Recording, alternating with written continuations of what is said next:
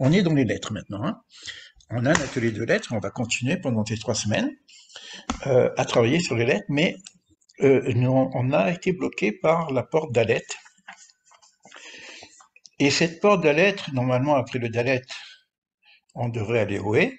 Puis je tombe sur l'enseignement de Cordovero qui nous dit non, on ne peut pas regarder directement le Hé, il faut passer par le Vav.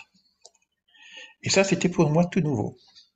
Et c'était génial parce que c'était après Purim, où là, on commençait à travailler sur ce que je ne sais pas. Et là, je ne sais pas. Et c'est quoi cette histoire que je dois passer par le Vav pour le Hé? Alors, on a travaillé un petit peu, on a réfléchi ensemble. On a vu que dans l'organisation séphorétique, comme je viens de l'expliquer, que dans le nom de Dieu, par exemple, Yud et, après Vav et. Donc on a bien ce Vav qui est l'intermède, le reliant.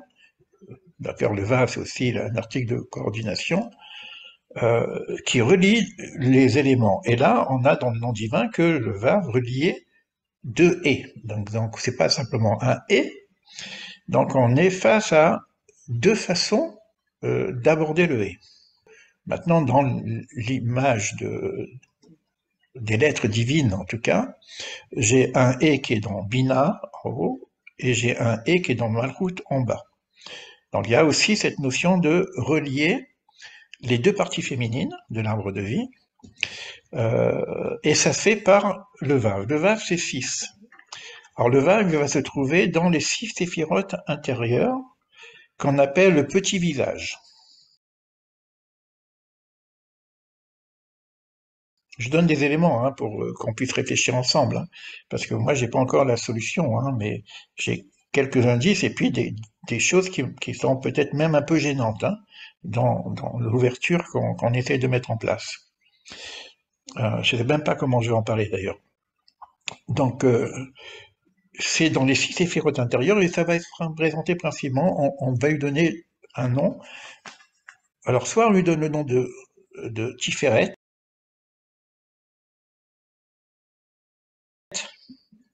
parce que le Tiferet c'est le cœur, vraiment, et donc à Tiferet c'est l'image de Jacob, et qui va s'appeler Israël, donc à Tiferet on a aussi Israël, mais aussi que chaque séphira a un nom divin.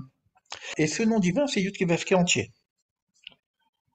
Donc le Vav représente aussi ce qu'on appelle Akadosh Baruch Hu d'ailleurs, hein, on appelle le petit visage, mais c'est la présence divine, c'est le masculin, parce qu'après la Malchut c'est le féminin.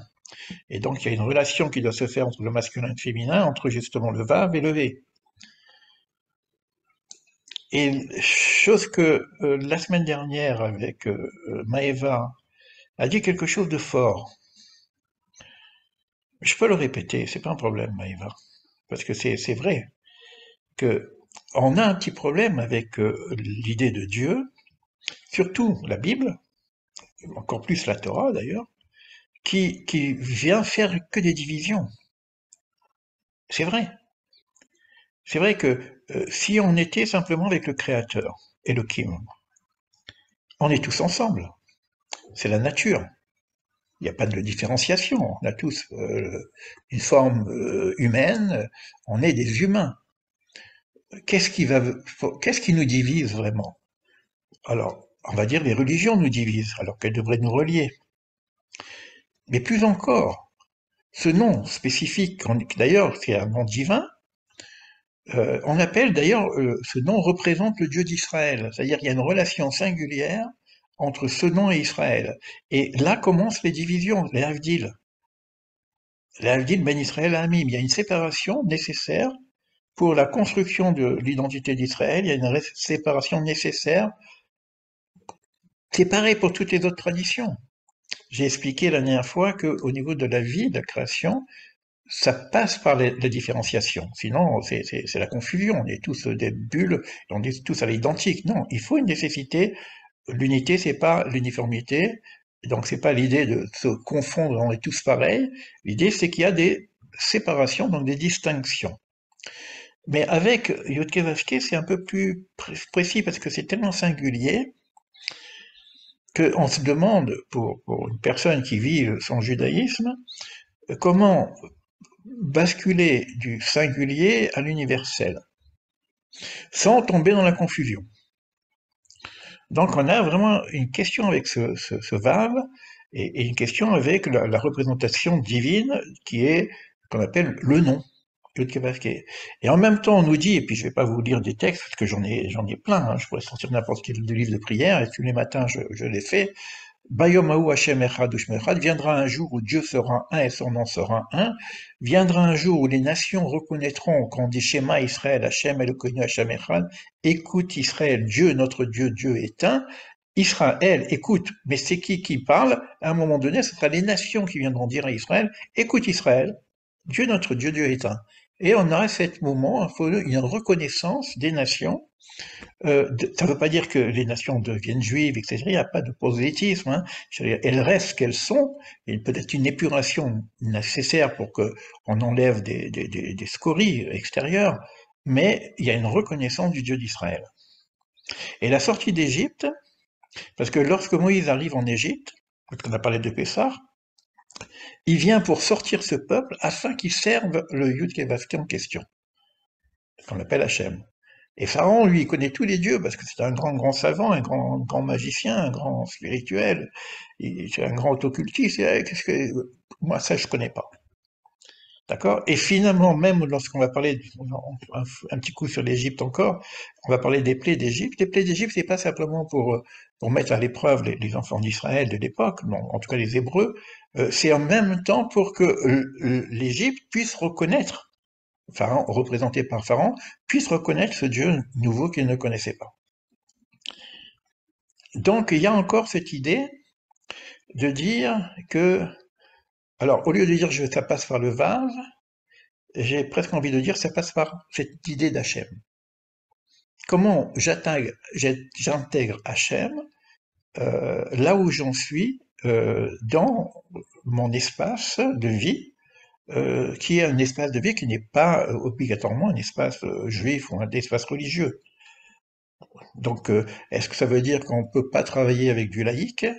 Ou est-ce que ça veut dire qu'on ne peut pas travailler avec des non-juifs? Ou est-ce qu'il y a des limites? Est-ce qu'il faut passer par ça pour connaître le filtre? Vous voyez, la question, elle est pointue, hein? Et elle est d'autant plus pointue avec le monde chrétien. Pourquoi? Parce que avec les autres traditions, on n'a pas de problème, parce que on va se retrouver symboliquement sur les mêmes données, c'est des formes qui changent, etc.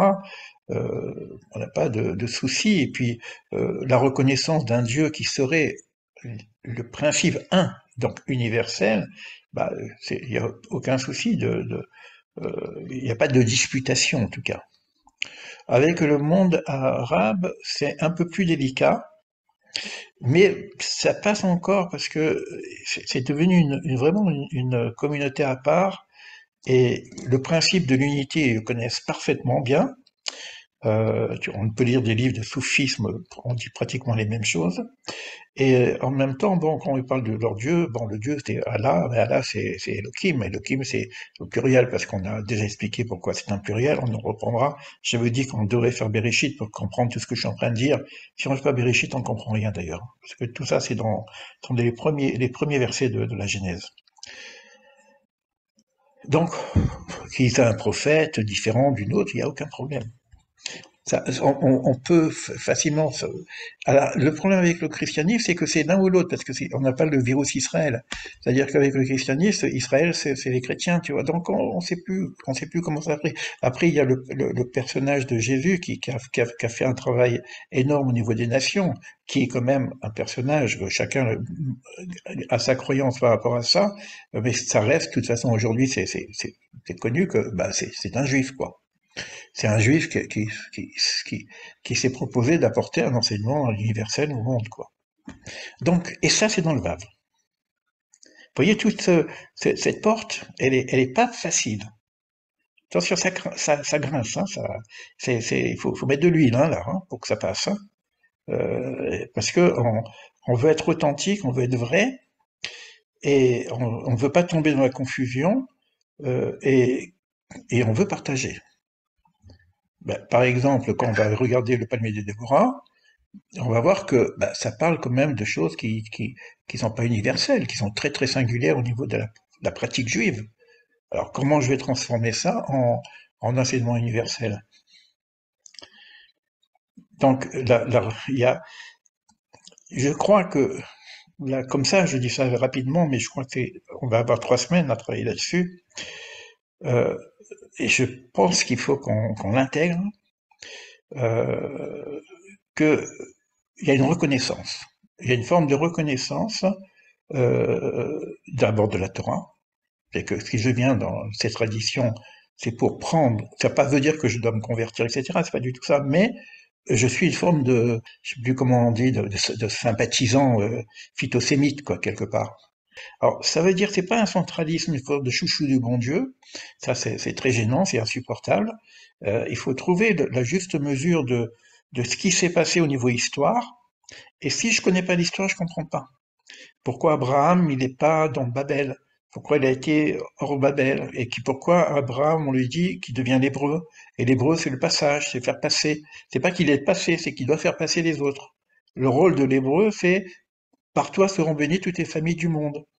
Et c'est l'identité propre de l'hébreu et qui a été retransmis à son fils Isaac, qui a été retransmis à son petit-fils Jacob, qui se trouve dans Tiferet. Encore le Vav.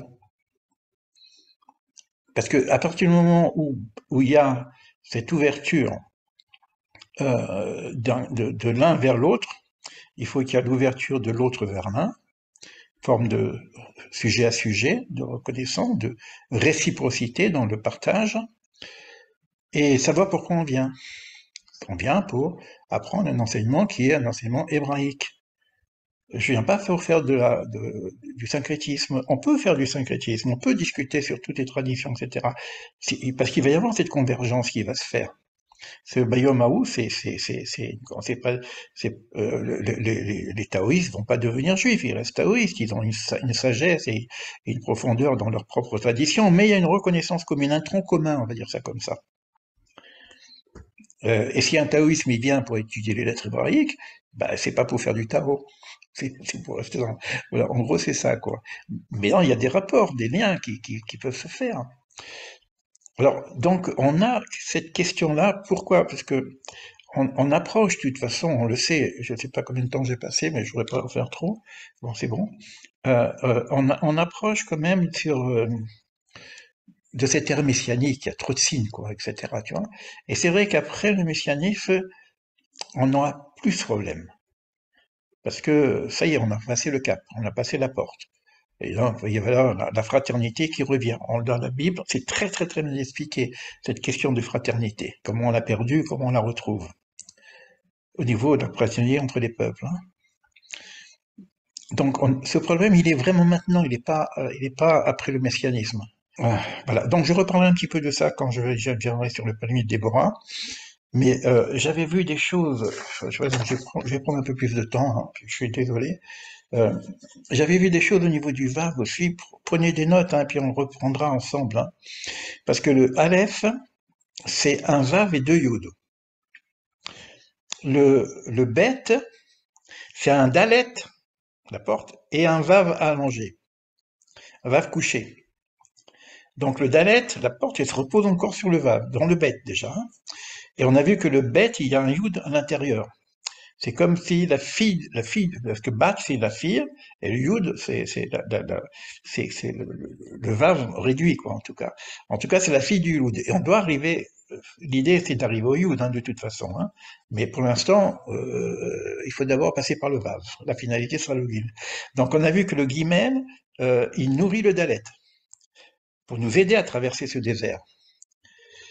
Euh, donc là on est ce Dalet qui doit regarder le Vav. Euh, Quand j'écris Vav, je donne quelques éléments parce que c'est pareil, hein, on a 3 semaines sur ça, hein, pour passer la porte. Hein. Donc je donne ce que j'ai pu recevoir. D'ailleurs, c'est aujourd'hui il y a Célina qui m'a montré un autre livre du Palmier de Déborah, euh, et sur lequel il y a le vave qui est écrit sur deux formes. Où j'écris vave, vave, quand je dis vave, bah, c'est deux vaves, vave, vave, donc deux traits, ou alors vav, aleph, vav. Et d'ailleurs, au niveau du nom divin, le nom divin va changer en fonction de l'écriture déployée de ce nom. Parce que quand je calcule tous les chiffres qu'il y a, tous les lettres, je peux avoir un nom qui vaut 45, je peux avoir un nom qui vaut 52, un nom qui vaut 63 ou un nom qui vaut 72. 72, rappelez-vous. On en reparlera, les 72. Et alors maintenant, j'ai été voir Cordovero quand même, pour voir si j'ai quelques informations, parce que c'est lui qui nous a baladé dans cette histoire. Alors, il parle en fin de compte de plusieurs vaves. Parce que le vave, il nous demande d'aller voir un texte qui est très complexe, que j'ai été voir quand même, parce que le VAR, c'était l'arbitrage. C'est lui c'est comme dans une balance, hein. Donc vous avez deux plateaux et puis le VAR au milieu, quoi. Il fait l'arbitrage entre les forces contraires pour que les forces contraires puissent s'harmoniser. Par exemple, Tiferet, il va harmoniser Chesed et Gvura. Maintenant, dans le VAR, parce que le VAR, on peut le faire descendre, on peut le mettre sur Yesod. Il va harmoniser Netzar et Od, pour ceux qui connaissent un petit peu. Alors ça, c'est intéressant, ok. Mais où là, on a vraiment encore un ridouche. Quand je dis ridouche, c'est une nouveauté. Et quand vous aurez dit, oh, oh, il y a aussi un vase dans Keter. Alors quand on va faire Keter dans le Paris Méditerranée, on va rigoler. Alors Keter, un vase, mais Keter, on est sorti, c'est l'unité pure, c'est l'amour pur, c'est le grand amour, il y a plus il y a plus de justice même, il y a plus de balance. Si, si, si. C'est Keter qui fait la balance entre Chorma et Bina.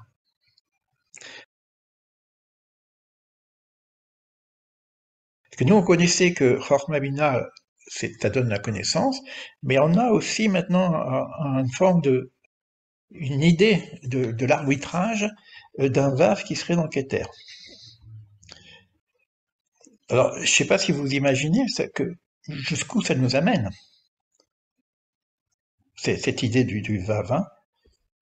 Euh, Élie, j'ai une petite question à oui, propos oui, tu peux. de Keter. Et bon, tu as beaucoup parlé de Tiferet. On parle de Keter. Au niveau de l'amour, est-ce que tu peux un petit peu expliquer enfin, la notion Keter, S7 et Tiferet? Oui, c'est un peu compliqué, mais je vais le dire très rapidement. Dans la structure séphérotique, il faut savoir que nous, la finalité, c'est Malchut, hein. Même le Mashiach, les autres, c'est dans Malchut. Là, parce qu'il y a une réalité de l'incarnation. Alors, c'est un petit peu difficile, parce que Malchut, c'est notre vie, c'est le social. Donc, même le Messie, on l'appelle Melech HaMashiach. C'est un roi. Donc, il y a une politique d'organisation sociale pour que les gens s'entendent et puissent s'aimer correctement. Ça, c'est l'incarnation finale. C'est qu'on on va pas dans le Keter simplement pour planer dans les mondes de l'Aïn-Sof, de l'infini, etc., du divin. Non, la finalité, c'est l'incarnation. Donc là, ça doit se terminer par Malchut. C'est pour ça que on doit regarder le Vav qui va nous relier les deux et.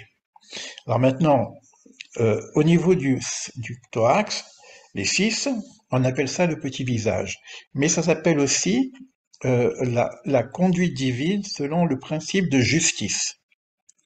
C'est-à-dire que tous les niveaux, même d'amour qu'il y a comme précède, par exemple, c'est la générosité, c'est l'amour, mais c'est un amour qui est dans la balance de l'équilibre au niveau de la justice. C'est pas un amour comme ça, désordonné, je t'aime et puis tu fais ce que tu veux. Tu vois? En face, il y a le côté de la justice. Donc il y a une organisation d'équilibre dans les principes. Donc on appelle ça l'amour, mais c'est le petit amour, comme c'est le petit visage. Alors maintenant, si je reste que sur la gauche, c'est très rigoureux. C'est pour ça que j'ai besoin de la droite. Pour atténuer, le vin, il va atténuer, il va apporter un petit peu d'eau dans le vin. Parce que sur la gauche, les deux sont à la gauche.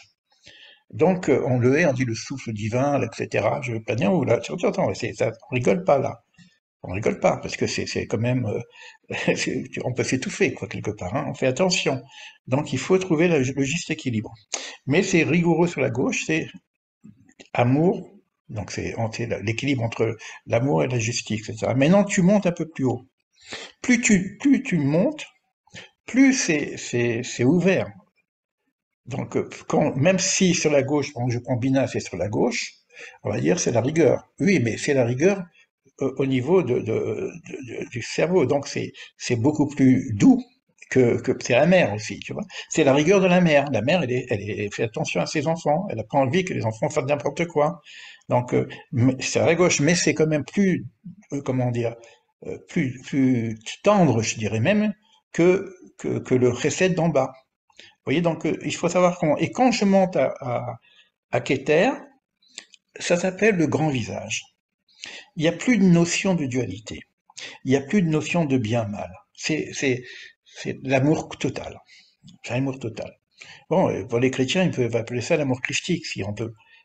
C'est l'amour divin dans sa plénitude pure, parce qu'il y a c'est presque avant la création.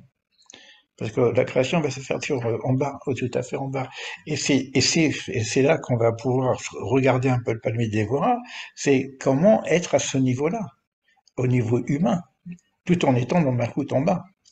Ça va pas être facile. Il faut vous lire des textes, on va voir qu'est-ce que ça donne.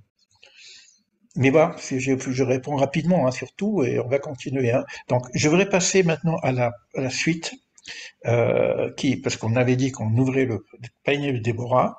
Donc maintenant, je vais couper. Et je fais le palmier de Déborah. Ça va vite, hein, on a beaucoup de choses, mais c'est que des graines, hein. Faut pas vous inquiéter.